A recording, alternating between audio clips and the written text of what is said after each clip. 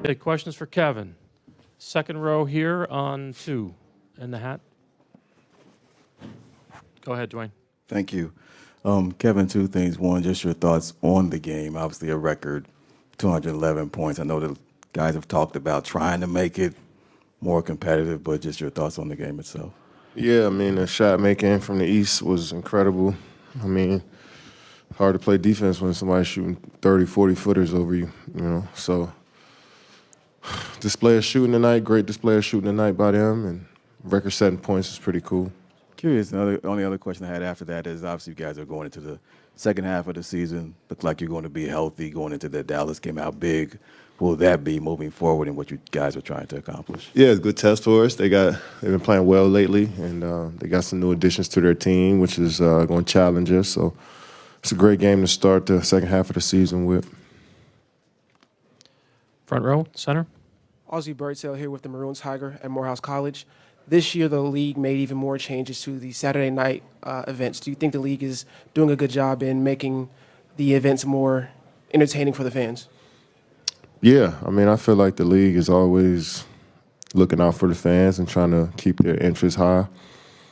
You know, this All-Star Weekend been going on for a long, long time, so to keep people engaged is tough to do, you know. So I think they're doing the best job that they can. I mean, people are always excited for All-Star Weekend, and I think they do a great job of trying to keep everybody engaged the whole time.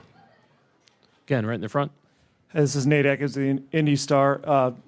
Katie, it's 20 straight All-Star appearances for LeBron. So just you've seen a lot of these from him. Just what appreciation do you have for kind of what it's taken out of him to sustain it at this age, at this late in the game? Yeah, it's just testament to the hard work and the enthusiasm he has for the game of basketball. Obviously talented at everything on the floor, but I think anybody in any walk of life could pick up on his love and care for the game of basketball, his teammates, and just helping pushing the game forward. I mean, I think everybody can take from that and learn. And his story has been inspiring for the last 20 years. Eric, fourth row on the right. Hey, Kevin. You obviously got to play with Steph. You talked about the incredible shot making tonight. Just what have you seen from Dame pushing that distance further and further out as the years have gone by? Yeah, me and Kawhi was in awe of him shooting from the half-court line like it's a free throw, you know. And that's just strength, power, just muscle memory, you know. There's somebody who works extremely hard every day on their craft to be able to do that without flinching, you know. It was just normal, natural motion. So those are the supreme athletes, and it's good that we get to celebrate them on weekends like this. And it's pretty cool he bringing that All-Star Game MVP back to his hometown and back to his family. Third row on the right. Go ahead. Hey, Kevin. You guys have one of the tougher schedules remaining the rest of the way. I was wondering, are those conversations that you all have as a team, and what are you looking forward to learning most about your team through it? No, we don't really necessarily talk about the strength of schedule. We respect every team regardless, and we try to focus on us as much as possible each night. So it's just about building our habits, getting better at what we already established, and pushing forward. And, you know, I think just playing against some of the teams that's going to be there at the end of the season is going to be a great test before we head to the playoffs. Katie, James Wood, The Athletic. What do you think of the jump that Tyrese Halliburton has made this season and him finding that balance between going into kill mode and still being a team player?